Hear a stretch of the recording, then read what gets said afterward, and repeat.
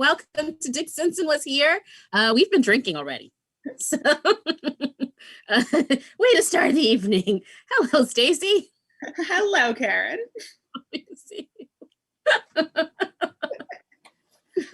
I hope everyone appreciates our robes, our Alexis inspired, not quite Alexis, but Alexis inspired nightwear. We figured that Alexis would never go to bed without being well dressed. Exactly.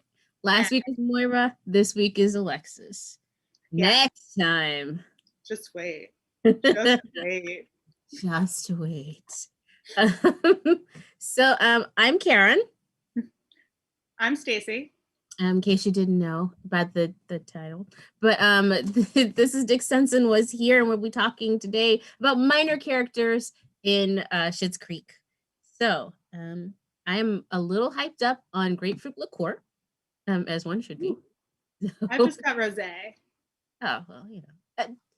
But we're moving towards fruit wine. We are moving towards fruit wine. Yes, it's like a step better than last time when I had blood orange cider in a wine glass so I could pretend it was fruit wine.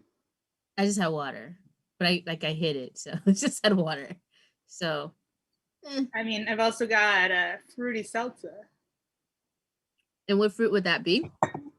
This would be a lime and watermelon. Actually sounds really good. That would be a really weird wine. I think it should stick to seltzer. Okay. So, oh, this is already, we're already in a good spot. Great. Yep. By the way, I haven't actually really been drinking yet. I don't know if I should mention, I am a lightweight. There's probably like a tablespoon of liqueur in here, and I'm already just like, No, I was working with our wonderful producer, Kate, on some troubleshooting issues before this got started, and I didn't get to start my drinking. Oh, because I didn't help. That's why I was drinking. Mm-hmm. I meant to, but then I was drinking. So we're going to talk about these minor characters. And Staci and I've actually, because we spend the week talking about these things before we get on. So you're really just coming in like the later portion of our already conversation about Schitts Creek that's been happening since last Thursday. Yeah. So, we are exceedingly excited to talk to you about the namesake of our show, about all of these characters, Gwen, Eric, like, do you remember them? We do. Oh. Or the fact that some of the characters never actually have names, but like there's like we'll talk about Robin, whose name never comes up. Every time that she's on screen, she's credited as someone else, but for some reason in the wiki she's Robin. Ooh. I muted for a second because of the lovely city soundscape that was happening. Oh, okay. I thought you were. No, I live on a wide street, so anytime emergency vehicles are going east between 125th and 135th, they go on my street. Well, I just like Ashley redeemed Hydrate for 100. Hydrate. So I don't know. Oh, I feel like kind of. Is this? Oh yeah. I can't remember. So I set that up too. It's this kind of Hydrate, right? Is this good? Really? Is this what you were looking for? Oh, that was more than a tablespoon. All right. Let's get started though. Yeah. Okay. All right. So let's talk. Where should we start? Should we start? We have a picture of like the main cast -2. If we actually want to talk about that. So Kate, I think actually that was what was just up. Actually, yeah, it was just up. So the picture that will come up shortly. Yes. Oh yes. So Just a reference here, we are potentially piloting our show as a podcast, and we're going to be describing images, both because of, as was pointed out to us, for better accessibility, but also so that this content can better cross over into a podcast format. So the picture that we're looking at would be what I think is actually considered the main cast by season 6. You've got Stevie all the way to the left, followed by Johnny, Ronnie at the back, then Alexis, Roland, Jocelyn. I'm doing this with my glasses and still very small. It's very small. It's very small. Then we've got Stevie, Bob. No, it's not Stevie. It's Twyla. Was it Twyla? Yeah. Stevie's all the way. That Stevie was already there. Yeah. Thank you. Jocelyn behind Roland, then Twyla, then Bob, David, and Patrick. The only two not in the picture are Moira, who's on the floor. This is actually from her perspective. So okay, yeah. On the floor, and Ted is already left. He's already left for the Galapagos. So this is what I would think that they are actually talking about as this is what would be considered the main cast. Ronnie is adorable. By this point, Ronnie and Bob both are always in the opening credits. I believe Ray is also in the opening credits, but he's not in this picture. Ray is, that's interesting, because when we were looking up like different articles and lists of minor characters, a lot of them popped up with characters that should have gotten more screen time. And like, the two of us are in pretty like unanimous agreement that Ronnie's character should be much more developed. And that, yes. But a lot of these lists featured like Ronnie and Bob, and like, I feel like we get enough Bob. I feel like I understand Bob. And I feel like Ray is an even more egregious example of it than Ronnie, because like, Ray isn't even always in the background. And like Ronnie, at least kind of like, she has the upper hand on everybody.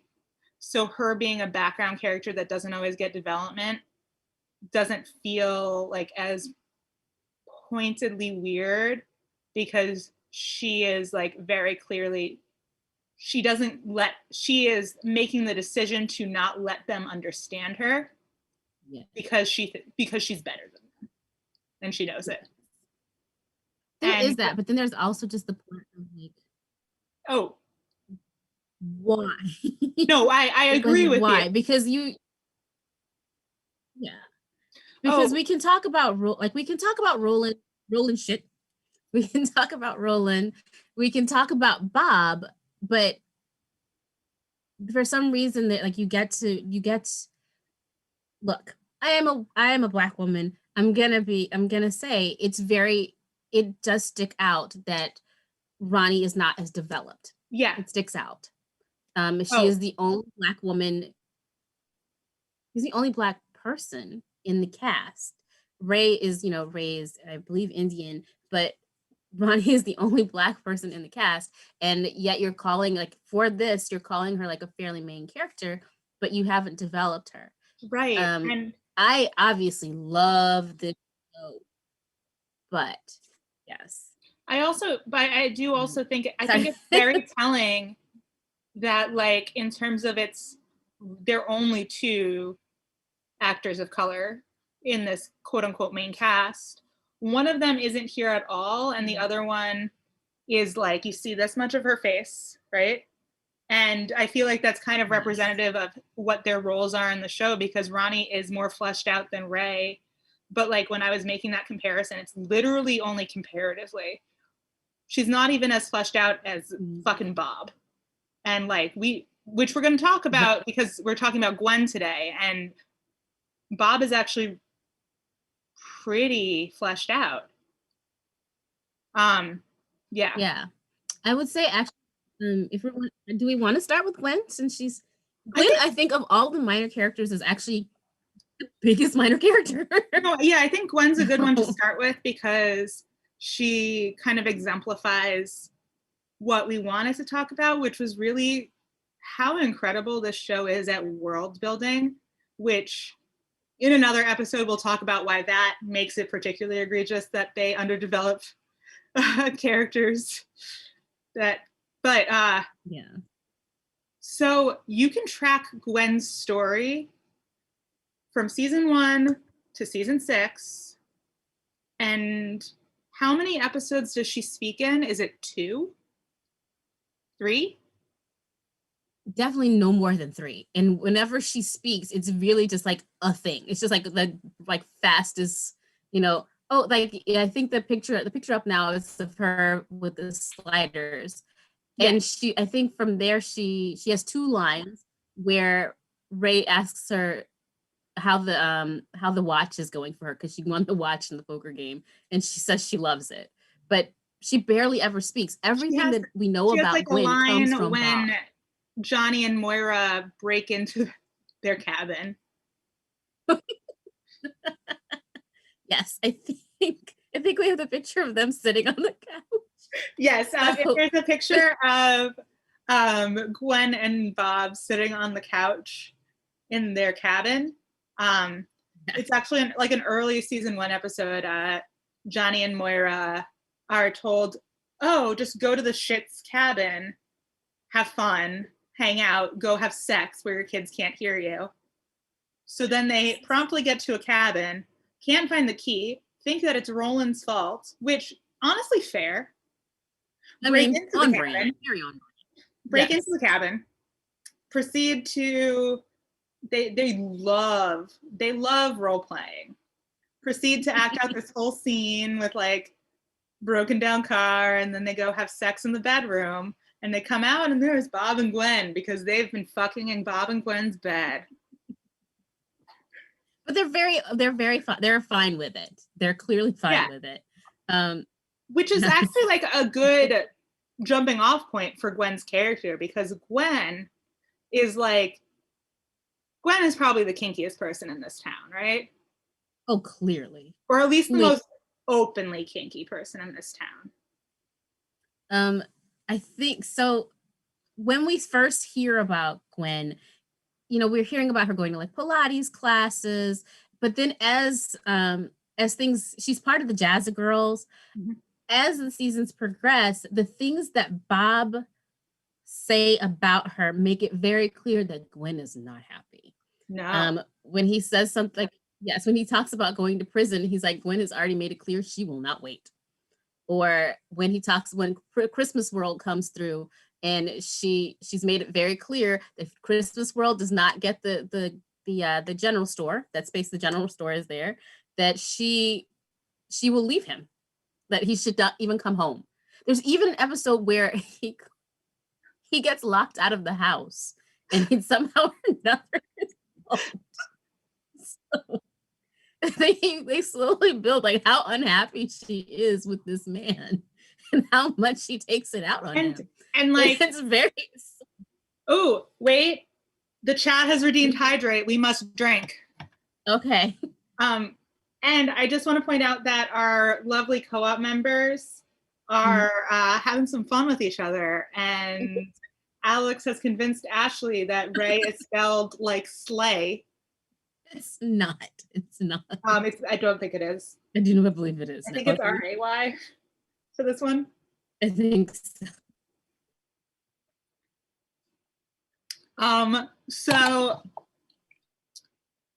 there's also like almost everything we find out about Gwen. Great. It's from Bob's perspective, right? Sorry, I'm having an internet connectivity issue. Ooh. All right. Oh, may have froze. There you are. I hear you. Maybe I froze. I hear you. I see me. Sorry, everybody. Live talk shows, technical difficulties. Ooh. Okay. It was exciting. I was there, but then I was gone. We're here. Wait. Guess who's here with me? Ready. Oh my God. I'm back. I'm here. It was crazy. Okay, I see you. My cat sees you. Am I gone again? No, you're here. You're here. I see Gritty. Yeah. Not moving. I see Gritty on the screen. My internet connection is unstable, so we are going to have to use hard lines from now on, I think. Okay. So, are we back? So wait, can you hear me now? I think Kaaron's on a delay.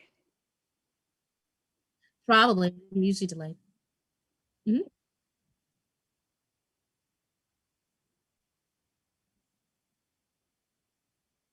Okay, so our producer right now, you can't hear her, sorry. So our producer right now is helping us troubleshoot these tech issues. We should be back running momentarily. Maybe we should go to a standby screen. So enjoy our theme song, enjoy a blank screen while we work out these issues.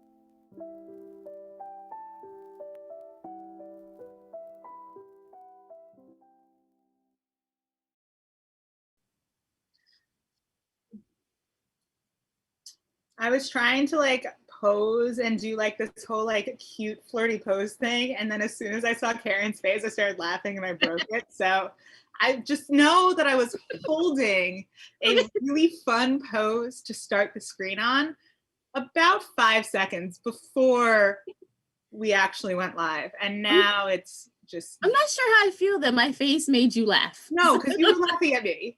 Okay, great. I started giggling. Sorry. Yes. I laughed because you were laughing at me. Yes.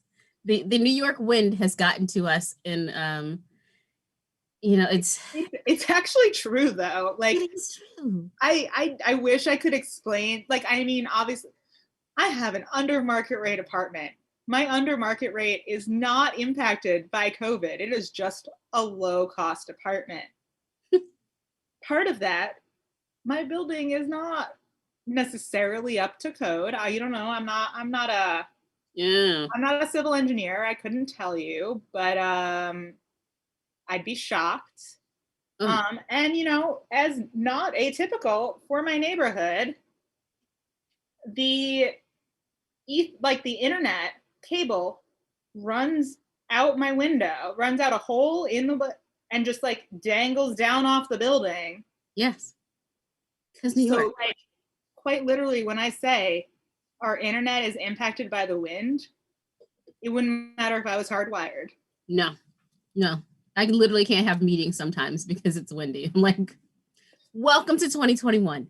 Welcome to 2021 in the welcome to the future city in our country. There you go. You know what? Let's go back to talking about Gwen. Yes. Okay. So, as Staci said earlier, we can trace Gwen's like journey from like happy housewife in first season or happy-ish to basically falling apart.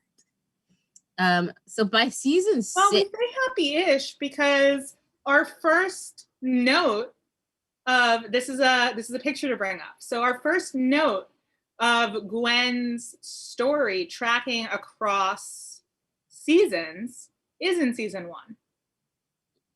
Yes. So Carl. Yeah. Oh yes. Carl, Bob's brother, dies.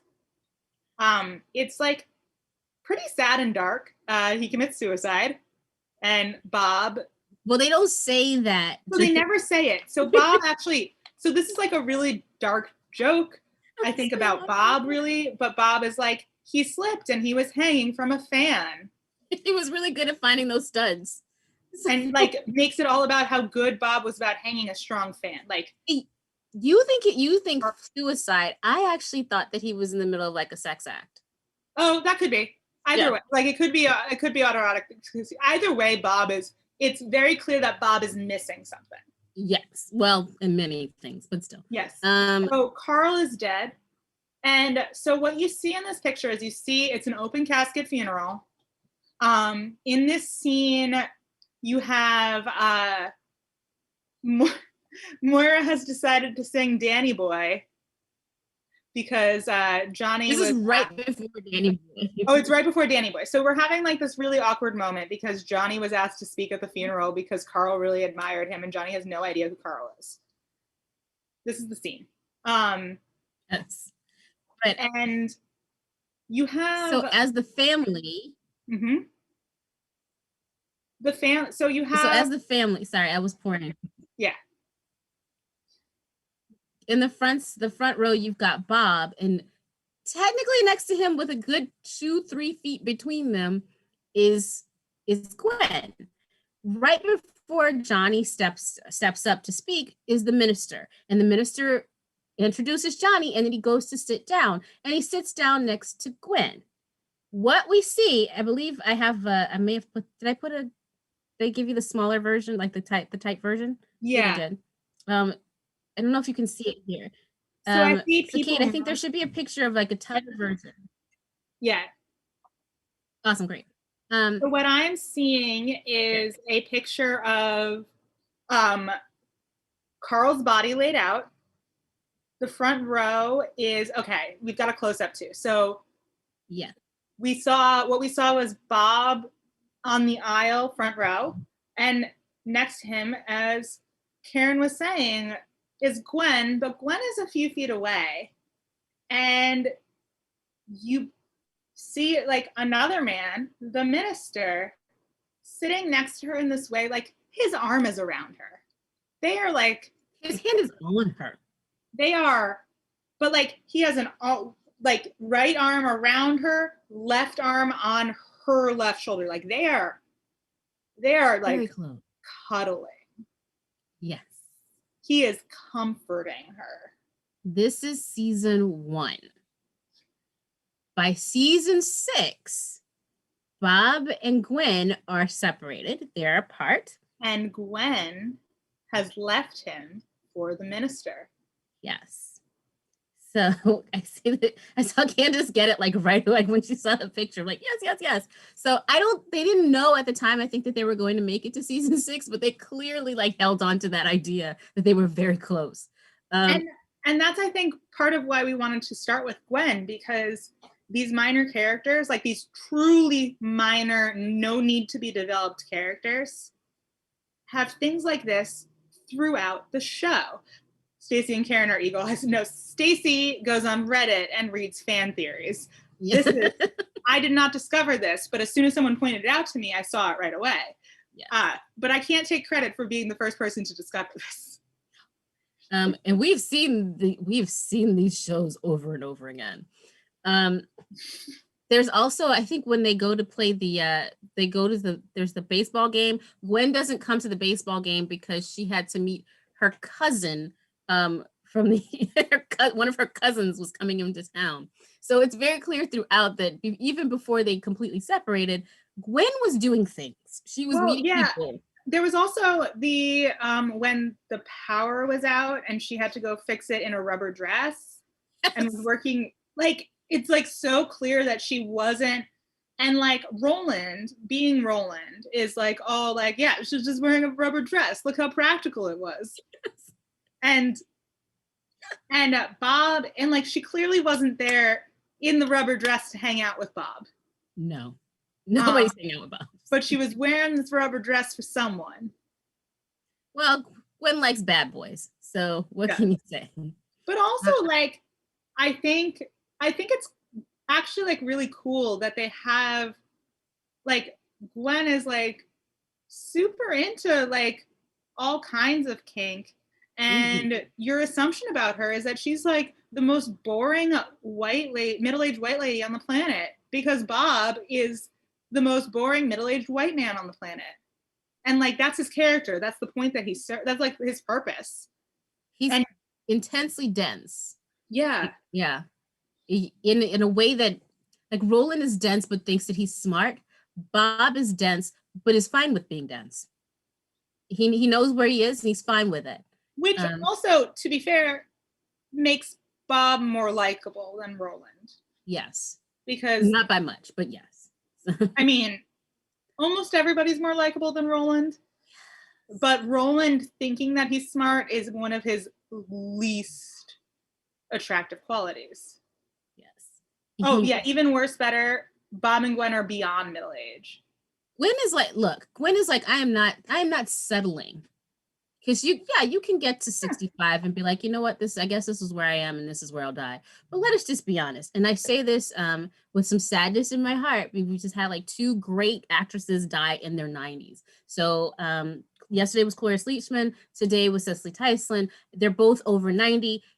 And they were living life up to the last minute. So when I look at Gwen and like, she's like, you know what, I'm over 60. I could live another 30 years. Oh, sorry, Candace. Sorry. I apparently just broke that news to her. I'm so very sorry that's the way it came out. I'm really sorry. If it helps you, if it helps, that was the way it was broken to me. It does not. I mean, I get everything from Twitter these days. So, you know, that's great.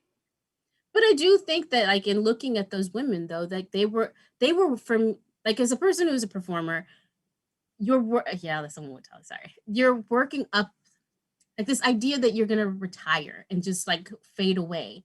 Like, even Betty White still works. Like, they work. You can be working into your 90s and making something and doing something. And so when I look at Gwen, who's just like, I don't want to live with Bob, who just wants to, like, hang out at the cabin. Right. And that's the thing. Like, you know, at some point in my life, and like based on like whatever trauma and all these things that have happened to me, I was like, I don't necessarily have the same kind of like career goals, as in like milestone oriented career goals that I used to.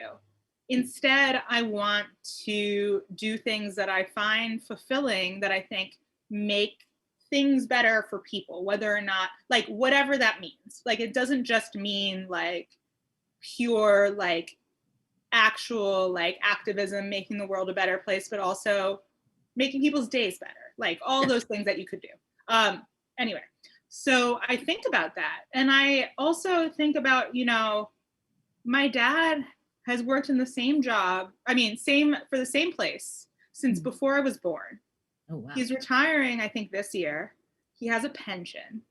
And none of those things are at all our reality, right? Like, no, even in any stretch of the imagination. And like, ideally, we won't necessarily have to work super hard to survive when we're older.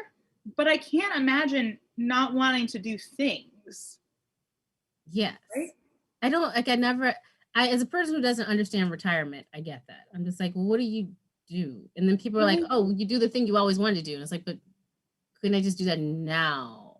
Right. And like, that's the thing. And like, maybe it's because of that, they will never be able to fully afford retirement. Yes, exactly. So is it that you can't, that you don't want to retire, or that you can't? These are your... But we're way off topic. No, we are, but like, okay, connecting it back. Yes, so what Gwen is doing is, Gwen is one of the only people in Schitts Creek who is older, so it's who has not lost sight of what she wants in her life. So Johnny and Moira have clearly had their lives super derailed, right? And the whole part of the show is that they are struggling to find their purpose after having their lives derailed, right? Yeah. Bob is like kind of floating in this weird stasis of owning a garage, not even being like a particularly good business owner, kind of floating on the fact that like everybody has to go to his garage because it's the only garage. Dick Sinson is like giving away his mattress. I assume Dick is old. I assume the Dick is probably old. I would like to say first off that the first time that we hear about Dick is actually at Bob's garage. Yes. When Johnny gives away his car, like sells his car, which was not supposed to be sold. And there's a whole back and forth about his name, and they go really deep into like his like Dick Simpson's name. We never in the entire 6 seasons ever see Dick Simpson. The other time, the next time, I mean, like, unless they were planning on, we can go back to the mattress actually. So like the next time you hear about Dick Simpson is this mattress just like randomly shows up by the motel. Yes. And Moira's like, this is ugly. Get this trash out of my yard. We have barely carved out a slightly nicer existence for ourselves. We don't need an abandoned mattress in our yard, which, by the way, fair. Yes. Because like outdoor things made of cloth, not the best. Or things left like mattresses outside for an extended period of time gets real gross, real fast. And this was already a gross mattress. So apparently Dick Simpson was giving this mattress away. Well, I would actually say that, so Dick Simpson actually takes Moira down her next path, because she looks at the mattress, she goes to see Ray because she hears that he has a soft spot on the council. And when she finds out that Ray no longer has his spot on the council, he gave it up, which she did not hear on his podcast because she was not paying attention, which is so strange. She ends up going to fight town council and ends up actually running for town council. Dick Simpson puts her on the road to becoming a counselor of Schitts Creek. So I think that when we talk about the minor characters, though they're small, they actually do set the major characters off on different paths. Which also being the only thing different, I think. Which also, like, I think that this kind of continuity is what sets good short form comedy apart from other things, right? Yes. So so when people get into Schitts Creek, they tell you sometimes, like, there's always the caveat, you might not like the first few episodes. Yes. And I can think of other shows that I've been told that about, like Parks and Rec. Mm-hmm. Parks and Rec is the best example. It is, yes. But people say, so I actually love the first season, so let's get to that in a second. But like Parks and Rec, I don't dislike the first season, but the first season is not as good as the rest of the show.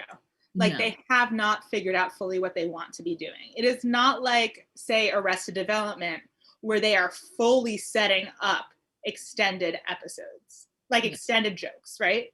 Yes. Schitts Creek, the problem is that, like, you enter it and you're like, why would I feel any sympathy for this rich family of terrible people? Yes. They're so terrible.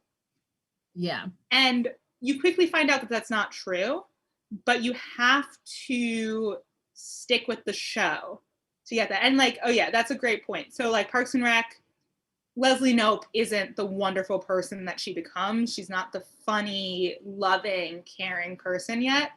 And like, she is the heart and soul of that show. Meanwhile, Schitt's Creek, when you go back and start rewatching it, the first episodes are as good as the rest of the series. Yes. You just have to start caring about the characters. I think it's in the, when we talked about in our first episode, is that it's the writing, in that when Daniel Levy said that his dad made him sit down and write out everything for each character. Whereas I'm pretty sure that Mike Shore probably didn't do that as deeply for Parks and Rec. And Parks and Rec is awesome. It is still a great show, but it was still finding its footing. Meanwhile, I bet that he did for The Good Place. Oh yes. Which maybe could be our next podcast, honestly, after we've exhausted Schitt's Creek. I mean, that's good. Like, 2 years from now, yeah. I think. Can we actually talk about Robin? Yes, please. Robin, actually, I just have been rewatching these episodes too. So let's talk about Robin. Yes. So when we talk about Robin, she should be there in her dress, in her very fancy dress. She's never been to Paris. Thank you. It takes, I think because I'm watching on my phone, and it takes a minute for the phone to tell me. So I'm like, is she there? But it doesn't matter. Yeah. So the picture that we're seeing is David looking at Robin. Robin is actually in one of her better outfits, if we want to get right down to it. This is at the dress barn, right? This is at the dress barn. It's David's first, not quite, it's his test run. Yeah. It's his test run that Wendy, who's also in our minor characters, who Wendy is like trying to see what he's like out on the floor. Before he gets hired. Yes. Because if he gets this job at Dress Barn, he will be the only Rose with a steady job. Yes. This is not the first time that we meet Robin, though, and I didn't put a picture up, but Robin is actually there for David's first job. She is the manager training him when he's learning how to bag. He's learning how to bag different foods. And he gets called multiple times by Johnny to find out like how his day is going. And that's actually how he loses his job. It's being called multiple times.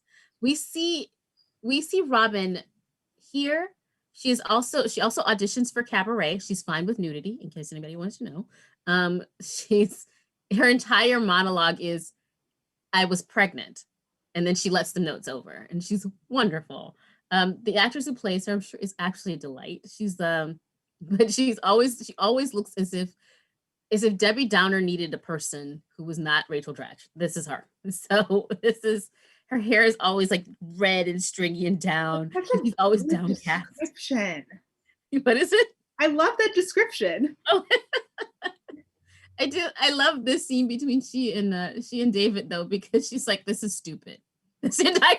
So what's happening in this scene right here? So she is trying on dresses, and David is trying to get a job as the new, he calls it brand manager for the dress barn in was listed. He did not just make that up. It was listed that way. Fine, fair. And we'll get into that. This is one episode after he went shopping at the dress barn with Roland and called all of their blouses skanky. Or sorry, Blouse Barn. Dress Barn's a real store. Which also, I have to say, Dress Barn has had to come up. I don't know if you've seen their ads lately. Really? Oh my goodness. So I just like imagine Dress Barn as the store that was in the strip mall between the rotating different Chinese restaurants, and it was a buffet. Then it became a Japanese restaurant. It was a hibachi restaurant. So it was between that and GameStop. And there's even a Dress Barn in Manhattan, FYI. But really? Yes, there is. There's one in Midtown Manhattan, next to the Panda Express. But let me tell you, because Instagram knows me, because this is all my stuff, and so it sends me ads, and I'm like, who is sending me ads for the Dress Barn? Dresses at the Dress Barn are nice. They're kind of nice. I mean, they're like over $100. Yes. This is how I've started to get consistent ads for Express. Which, again, some of their stuff is so much nicer than I ever remember it when I was younger, and I was like, why do people wear this shit? Yeah, some of the, I'm telling you, some Kate's like $100. What? Yes, you would be surprised. I think, by the way, we are probably going to go beyond our 9 o'clock time. Oh, definitely, yeah. So we had a moment. We were off for a moment. So, the dress barn it does fill a need, but the need is not what it was. Right. It's not what it was, which is interesting. I think in parallel to what happens at the that's dress barns down at the bottom had to come up. It does a little. It's in a weird spot. It's very interesting. We're not going to do that today because we do have a whole episode planned for like businesses. But I do think like talking about the dress barn and what it was, what it became, what David did to it, and how it ended up is all exciting. Can we actually look at Wendy though? Yeah. So I think that what's important about it though is that the Blouse Barn is the only place to go to shop that's not a thrift store between Schitts Creek and Elmdale. Yes. Like there are, I mean, obviously, if you go to Elm Glen, no. If you go far enough to get to a hospital, you can probably find a mall. Yeah. But no one's going far enough to go to a hospital, so you're like stuck with what's in Elmdale, and that, at least for women's clothing, yes, is the Blouse Barn. But if you go to Elm Glen, apparently you can find your tuxedo to get married in.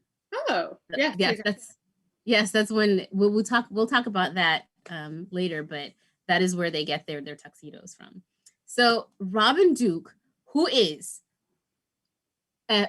Robin Duke is like legendary. She's hilarious in everything that she ends up in, and she is wonderful as Wendy. Here she is in this picture where she's interviewing David, and she's got her hands clasped together, and she is remembering him calling her store skanky. And I cannot do it full justice when she says skanky, but she puts. If you go to the episode before this, when he actually calls it skanky to her face, her reaction, like I wish that like a still wouldn't capture it. Like you have to go back and watch this whole scene. But like David is being himself and hedges and eventually just says the mean thing. And her face, because she is so excited to sell this weird cheetah print and paisley print or like cheetah print and sheer glitter blouse to Roland to give to Jocelyn. Which is also quick release. Just so we're aware. By the way, snaps. It has snaps. It's quick release. They may have actually. I mean, I would cast Robin Duke to sit in my corner and just say good morning to me every morning. So I understand if that was an option. If Robin Duke was like, yes, I will sit in your bedroom and say good morning to you every morning, I'd be like, here. I'm gonna figure out how to get you that cameo. Oh my God. I would cry happy tears. She's wonderful. Like she's on cameo right now. Yes, but Wendy lives a full ass life. I've been really good about my language lately. It is about to be ruined. Just I know we're not working with kids right now. Great. But like she at the time that this happens, and we will talk about what happens later, but at the time that this happens, she's married, clearly like her husband's second wife, because she's got a stepdaughter. Gerald is giving her problems. He won't go to the school. She's got to go to the school. Like every time you hear about Wendy's life, she's on the phone. She's on the phone describing her life, and it always sounds awful. At the same time, she's also a business owner. She is a business owner, and there's no way that the dress barn is not actually making real money because, like Staci said, there are no other options. So she's actually doing fine. She's doing pretty fine. Well, also, like, eventually, she's able to sell dress barn for, like, decent, like, a lot of money. Like, she gives him $40,000 without blinking. Right. So, like, if she's giving him $40,000, and yes, partly because he's able to, like, grow the business, but, like, this can't be more than 10% of what she got for the business. Yeah. So but what happens later, there's a picture of David in the talking, and there's a guy who looks very much like David behind him. Yes. So a little, okay, Bob and Wendy side by side. Bob and Wendy side by side. Jeez. Ooh. I mean, I still love Wendy more. Oh yeah. Like, but that's because Wendy is like, I wouldn't say self-aware, but self-parodying more. Yeah. Oh yeah, they both own business that they're the only option. I'm telling you, this business episode is going to be like a two-parter. It's got to be.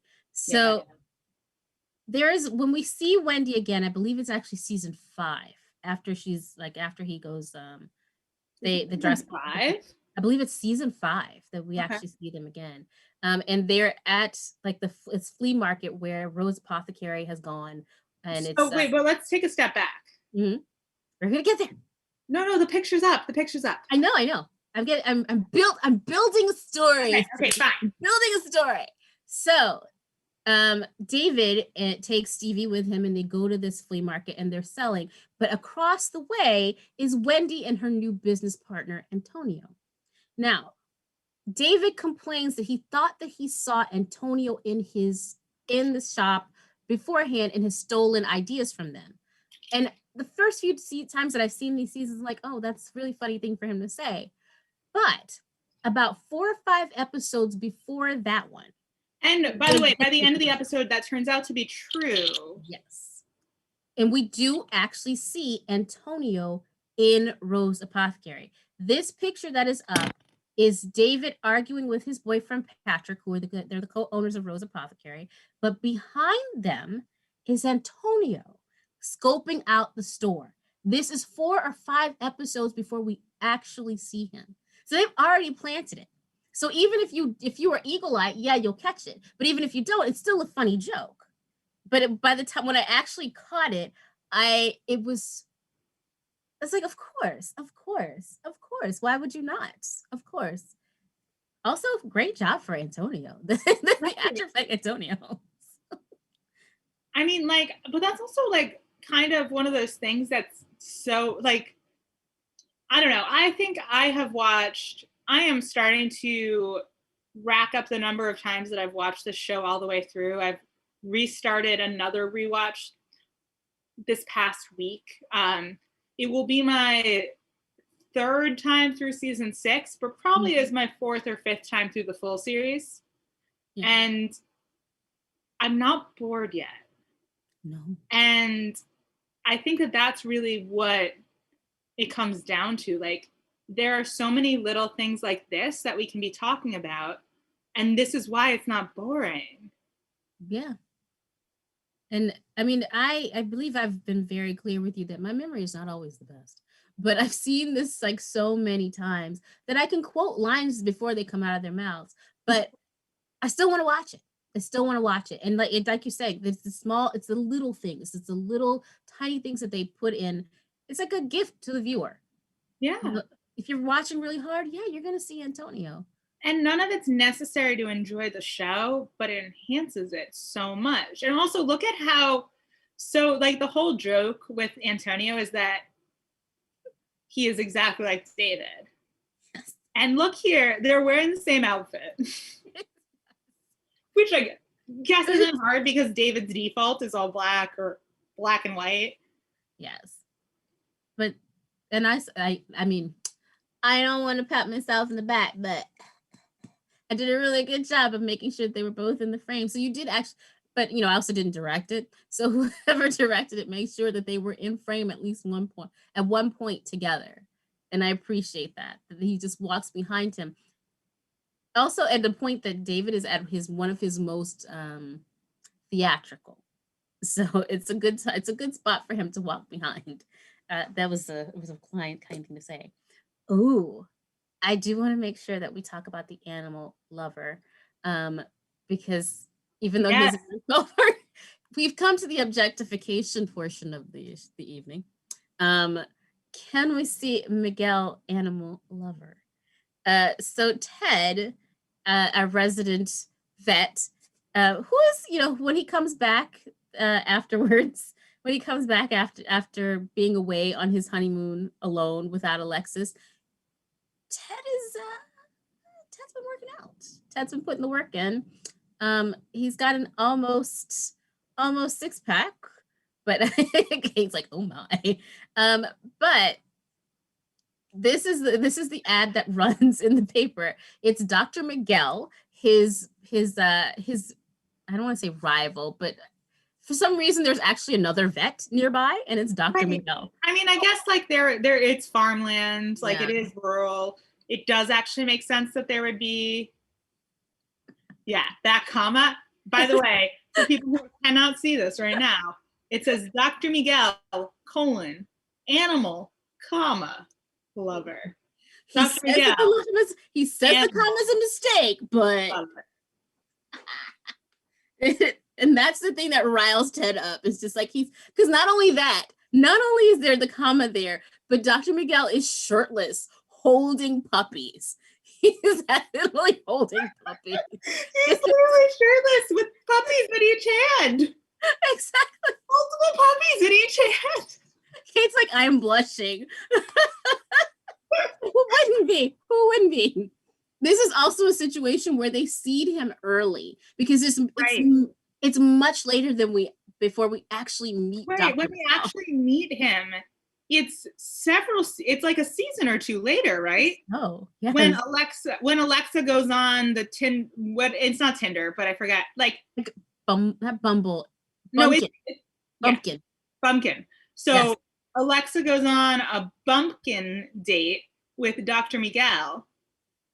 And the only reason it doesn't really work out is because she's Ted's ex. Yes. But honor among thieves, I guess. I don't know. So. I mean, but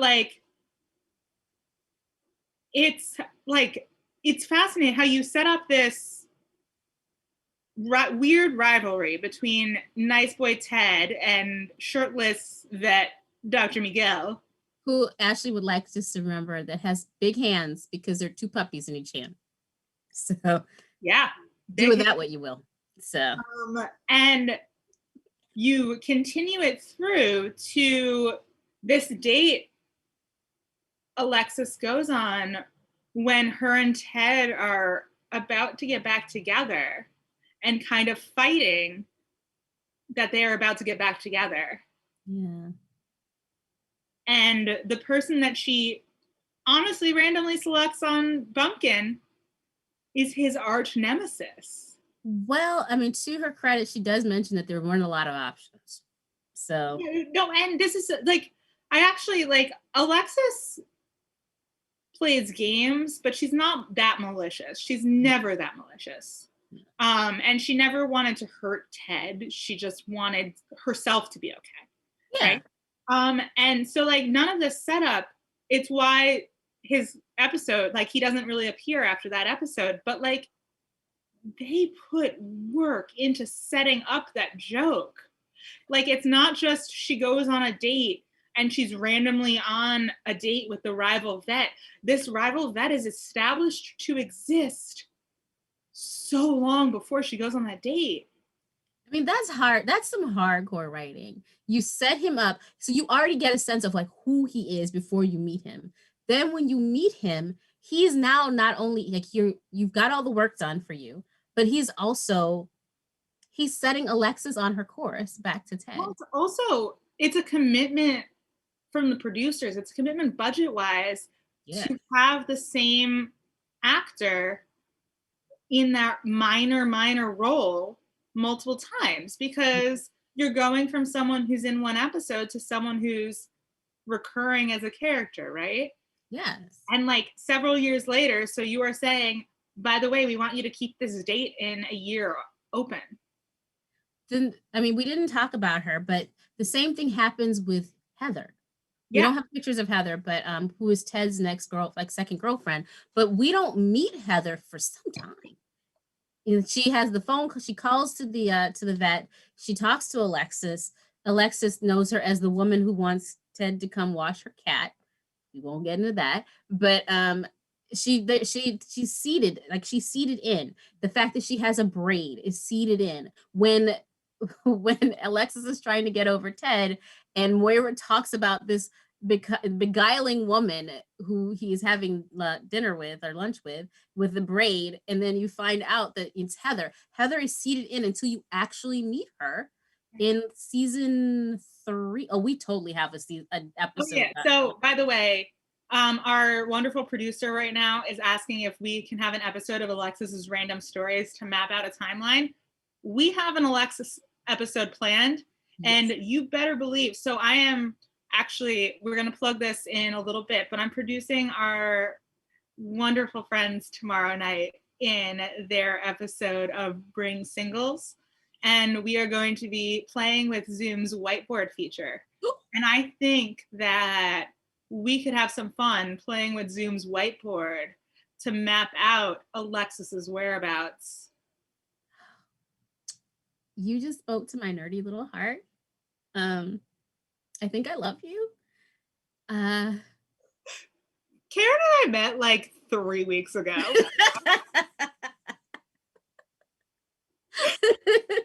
It's been a delight. And I'm already like, I'm so glad we are doing this together. I'm so looking forward to this all week.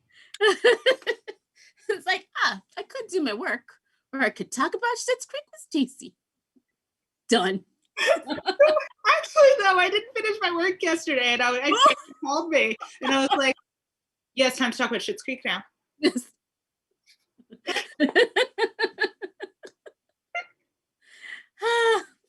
Okay, so who haven't we talked about that we should touch on? Oh, I have it. So we have choices because we have Gary. Because that's another one. So actually, why don't we poll the chat? Why not use this? So we have a small handful of dedicated viewers who seem to know Schitts Creek pretty damn well. And I would like to hear from our current Twitch chat you have the list, right? Of the following options, who would you like to hear about before we start to wrap up? So we've got Jake, Herb Erdlinger, and Gary. I mean, we've talked. Ivan is like, we don't have any pictures of Ivan. No, I will say, if you don't choose Herb and Mutt. Okay, so here's the deal with Mutt. Mutt technically it would not have been a minor character. It's just that Ruza, he got a job. He wasn't made Mutt was actually, so Mutt was a recurring character in season 1. He is on the same level as people do want to talk about Mutt. So I just want to talk about his abs, but that's, Mutt is gorgeous. And I guess Mutt's episodes after that second season. Oh my gosh, that you picked a good picture of Mutt. I mean, I just went with what was out there, you know. So by the way, for people who can't see it, Kaaron picked a picture of Mutt where he is soaking wet, shirt wide open, abs just out and on display. All 10. The V, yes, that V down low, yes. V down low. Basically how I picture him. So. I don't think he's wearing pants. When I am willing to find out for us if that is what I need to do. Okay, I'm willing to go and find him. Honestly, like, I'm not always that into dudes, and I would like to touch him in this picture. Yes, I would like to make sure that all his body parts are in the right place, and I just need to make sure, like, tactily, everything's where I have a robe on. Dry off together. And still bearded, exactly. I didn't mind him unbearded, but I do like the beard more, I think. Yeah. How about this? How about we just actually have a Schitts episode? So Herb might be interesting, but what's the dude? Oh, the guy who dates both of them. Yeah. So Herb actually, because we're gonna have a businesses episode, I feel good leaving Herb on pause, not because he's a fun character to talk about. But we are going to have, honestly, probably 2 episodes talking about businesses. Like, we were having a conversation about this, and I think we need to separate it into Rose family businesses and then everyone else's businesses. Yes. Where, promise you, we will talk about Herb Ertlinger and his fruit wine. The person that Stevie has an ongoing thing with is Amir. We chose not to do Amir because we didn't want to. Oh no, different guy. So Amir, who Stevie has the thing with, but the guy who David, our beautifully smart friends. Jake is Jake. I did not find any shirtless pictures of Jake, though I did try. And then finally just gave in and went to I think there should be a picture of him sitting next to Stevie at the Cafe Tropical. And it's the episode where, yes, Jake is trying to talk David and Stevie into becoming a throuple. Because that's what works for Jake. Never buy what helps anyone else. But though I have to say, Jake also looks quite good without his shirt on. I don't know what is happening in Canada. He has a wonderful, it's the Canadian beard, exactly. Also good facial hair. It's the beard, it's the abs. I feel like, I've just not given Canada its due, really. Yeah. But he is a pretty boy. He is a pretty boy. Kate's gonna move. Ashley says up here. We're all just getting like random. We've had enough that we're just getting like a little bit thirsty in how we're talking about these minor characters. Look, quarantine has happened. We have been on lockdown for pretty much a year. So we're all going to Canada. I mean, when we get to our March episodes, we're going to have like a serious drinking episode, just like mourning the 1-year anniversary of getting to spend time with people. Yes. People. Like, we've never met in person. So. Kate has left us. I mean, our producer honestly, Kate has left. I think it's worth the 2-week quarantine to get into Canada. Yeah. To then get to make out with pretty Canadians in a place that to any other country on earth would probably have a scary amount of coronavirus.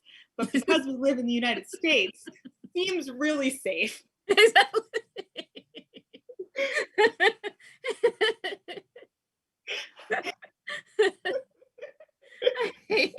So, it's funny because it's sad. So Jake, I've never, health issues. I've never been really clear. I don't think that Stevie knew Jake before the party.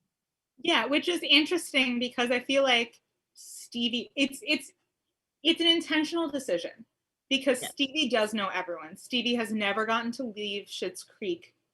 Stevie knows everyone. So Stevie not knowing Jake means Jake is not either originally or didn't go to high school with Stevie. Do you want to read what Ashley put in the chat? Oh yeah, I do. So currently Ashley is in quarantine for two weeks in Vancouver. Actually she cannot leave her hotel room. She says, the Vancouver strip club I can see from my balcony has a sign, live on stage, nobody. God, there's so many layers to this. By the way, Ashley has an amazing show where she talks about strip clubs and poker and dive bars.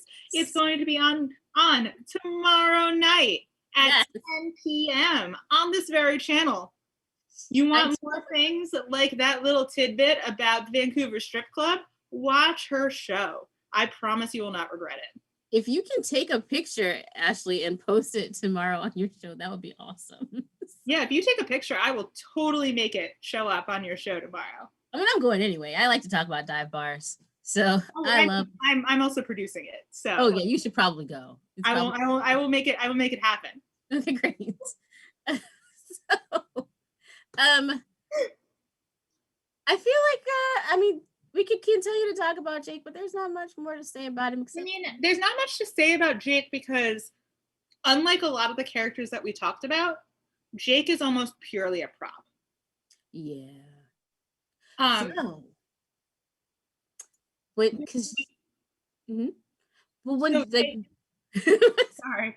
no, So I'm going to elaborate on that, and then we're going to talk about what Kaaron's thinking of, because I think she's thinking of another character who's purely a prop. No, I'm thinking about how Jake he is a prop. He is always there to either set off Stevie or to set off David. Yeah. In that season, we don't see him for like a few seasons, and he comes back in like is it season 3 or it's 5? No, with the David and Patrick stuff? Yes, it is after season 5 or is it season 6? Well, it might even be season 6, because they're already like together, and it's when Jake comes in and hits on Patrick. So and it's the second time season 6. So the last time that we see him is actually in season 3, which is the first time that Patrick meets him, and that's when they discuss like how David and Stevie were in the same relationship with him. And so then the next time that we see him, Jake is forgotten because Jake is only ever concerned with Jake. Jake has forgotten that they've met and hits on Patrick and invites them to a party. And they're not quite sure. They think that the party is like a party where, people will get naked, which bless you if that's what happens. And I'm actually not sure that isn't what the plan was. Because when they walked in, there were just a lot of people and there was going to be a massage circle. So, and then they get freaked out and they leave. Exactly. So I feel like that's still what it was. It was just basically, instead of like the 3 of them getting it on, it's just an orgy. So it might have been, or honestly, like maybe that's what he intended after the party. But I think that Jake's also just like, like if you're going to invite someone to a sex party, especially if you're inviting your ex and his fiance, you probably want to like actually, like if you're thinking about it, spell out what's going on, like talk about it, have a conversation. Jake never spells anything out. Like the fact that he wanted to have this conversation, he is indeed a collector. So Ashley just said, the only man in Schitt's Creek I was hot for was Patrick. Like the first moment I laid eyes on him, cannot explain. Well, you better be watching in 2 weeks. I'm going to say this, and I know we're going to talk about it in 2 weeks. I cannot explain it either. The way that David describes him about being like a business major in like khakis, totally not my thing. But I'm just like, yeah, I'd do that.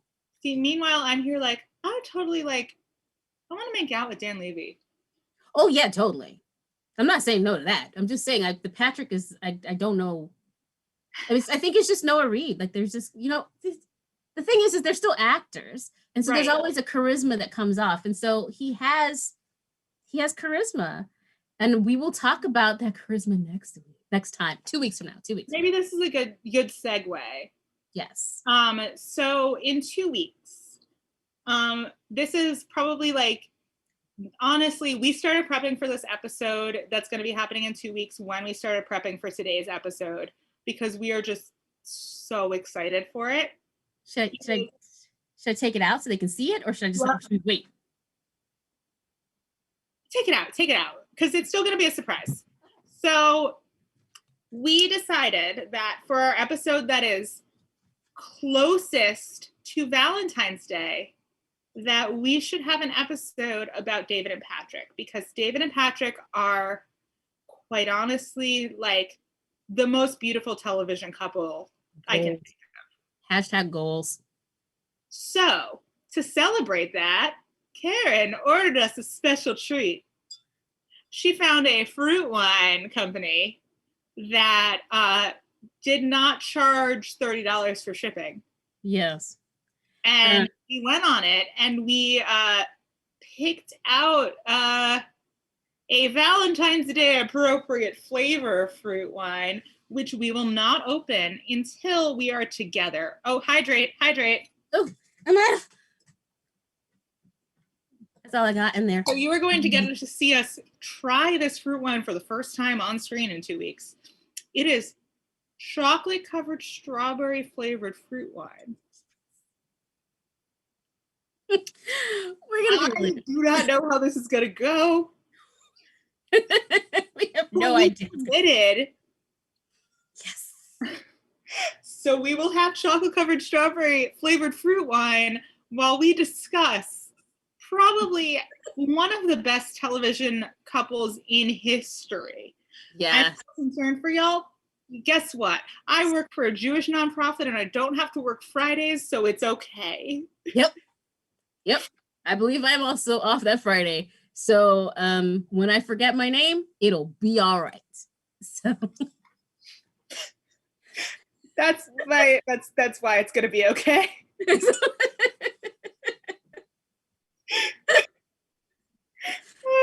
We're here for you. It is indeed dedication. We do this for you. We don't do this for us. We do this for you. I promise you, we will not open these bottles of wine either until we're on screen, or maybe if we want to be slightly less embarrassing, it'll breathe before we're on screen, but no one will try this wine before you see us try it.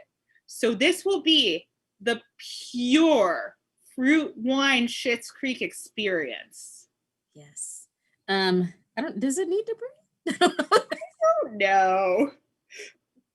How drunk will you need to be before you recreate Moira's fruit wine monologue? I mean, we already have some like very special things that we planned while sober. Oh, hydrate, shit. All I've got left is this. It's a liqueur. I can't drink that much of it. I'm sorry.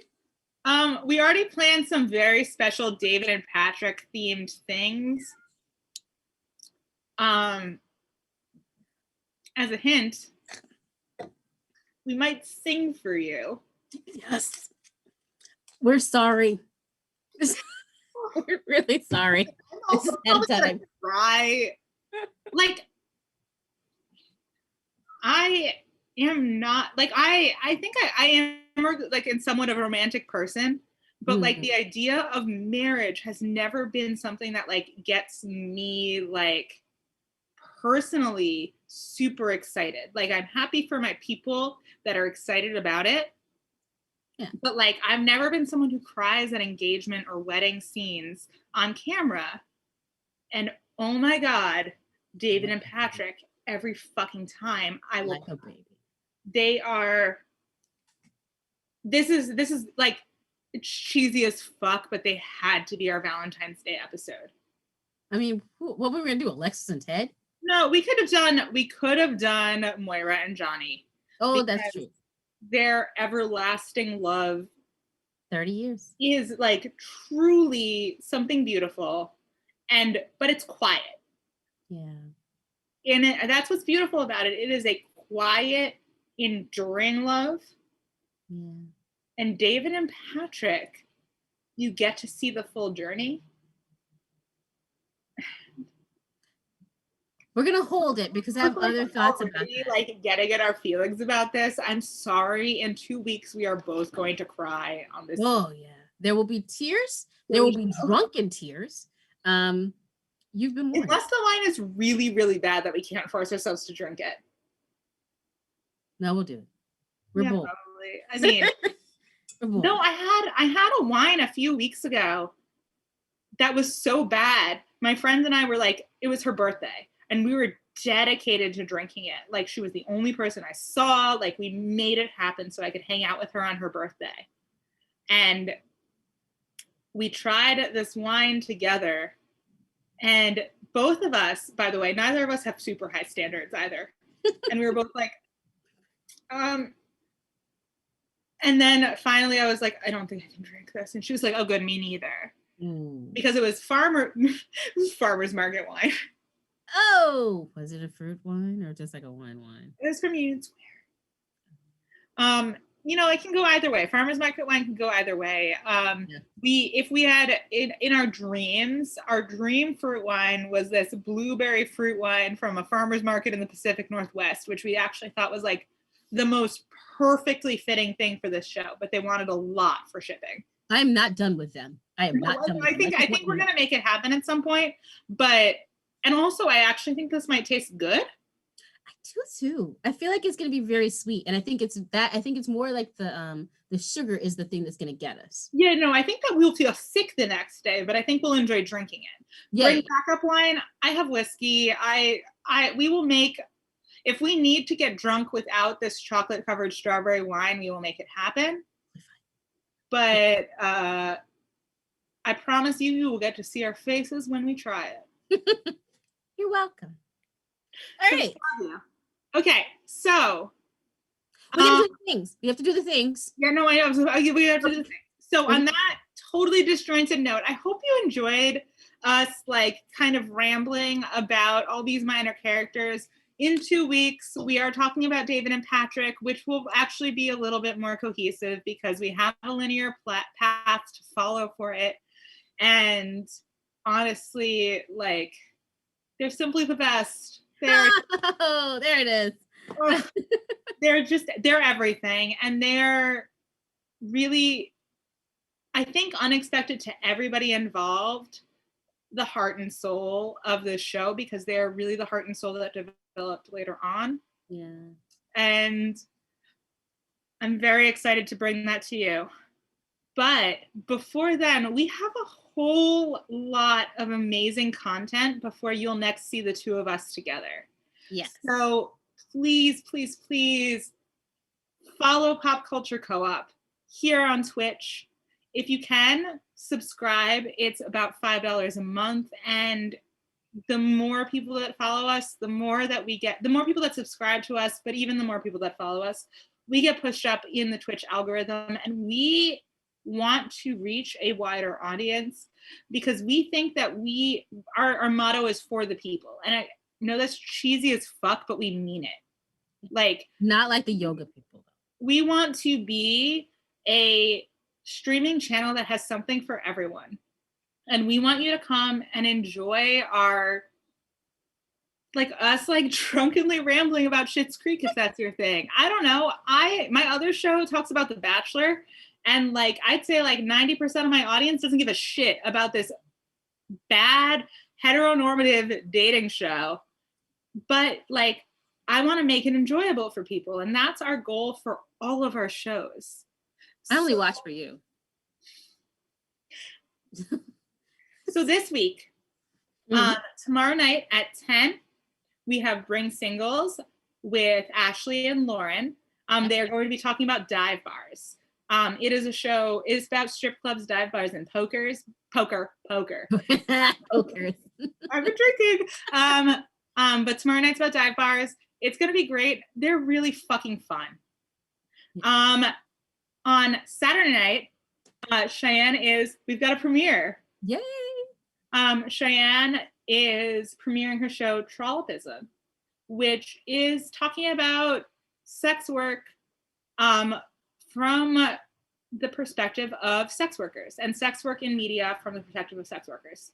And that show is going to be music videos, I think. I believe.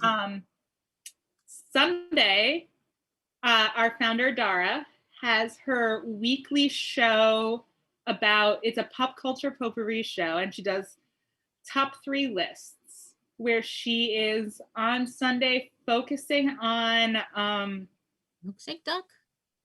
No, shit, what was it? It's a Twitter joke. It's not the milkshake. I think I was lost because you were talking about the milkshake duck, and I got really. No, the milkshake duck. It's milkshake. Okay, I was right. Okay, good. Milkshake. So it is basically, so this tweet that milkshake duck, everybody's excited about milkshake duck, and then 3 hours later follows up with people discovered milkshake duck is racist. You can't be excited about milkshake duck anymore. And that is the internet. That's a joke, but like that is the internet phenomenon that she will be talking about on Sunday. Yes. Then on Monday, Alex will be having the second episode of Roll for Shoes. Roll for Shoes. Okay, Roll for Shoes. And it is a tabletop gaming show that often features members of our co-op. I was on the first one. And it is fucking funny, and you should watch it. And in general, we are at Pop Culture Co-op here on Twitch. on Instagram, on Twitter. I think that we probably have a TikTok, that we don't have content there yet. I think we're on Facebook too. We're on Facebook. And do you want to say that one? You want to say that one? Kaaron ascended into Kaaronhood. I did. Kaaron played a Kaaron. I did play a Kaaron. It was very fulfilling. So I don't get to play one in real life. But basically, like, this project, this channel has been already, I can tell you already, it is the highlight of my 2021. Yep. Like, this is honestly, making these shows and doing these things is the most fun that I've had in a long time in quarantine. And I have gotten introduced to a brilliant group of people. Like, I know Dara, our founder, through roller derby, and some of these connections are through roller derby, but a lot of them are people's friends, people in roller derby's friends that they pulled in, and Dara's friends. And we've got this like really cool group of people that I am so excited for when we can like eventually get drunk in person together and talk. But like, I promise you, any show that you tune into will be interesting. And like, whether or not you care about the subject matter, everybody involved in this is fucking brilliant and charismatic and fun to listen to. So please, please, please follow us so you know when we go live, because you won't regret it. All right. So I also have to say that our theme song comes from the musical genius Aviamon, who actually donated this song to us, and I love it very, very much. So every time I get a chance to thank him for it, I will. Staci, where can people find you? So people can find me at Staxelrod, Stakselrod. It's my last name. It makes sense on basically any platform, but particularly on Instagram and Twitter. And Kaaron? You can find me at Kaaron Trinice, Kaaron Trinice. It did occur to me that no one knows how to spell Trinice. We both have those last names that we have to spell out for people, right? Yes. Trinice is like Trinice is my middle name. Oh. Anywhere. Yes. But you can find me on Instagram and Twitter, but just be aware, nothing happens for me on Twitter. Unless like something big happens in the world. So if that's what you're looking for information, don't. I mean, please follow me on Instagram, but I promise you it's going to just be selfies and cats. And Twitter is going to be like 50% roller derby and 50% maybe something interesting. But like, I'm a cool person to be friends with, and so is Kaaron. So you should. I mean, I'm descending into middle age where I'm just like, a meme, yes. But sometimes it's stuff that I baked. So, all right. So it's 9:27. Okay. Oh my God, it's 9:27. I know. Thank you so much for joining us. Thank you for sticking with us through going almost a half hour extra, because we Kaaron and I, who just met each other, like talking to each other so much. Exactly. If we're being honest, we're gonna get off and probably go talk about Schitts Creek some more. Probably. Actually. Yeah. So, right. Good night. Thank you so much. Like and subscribe. Good night. Bye, everyone.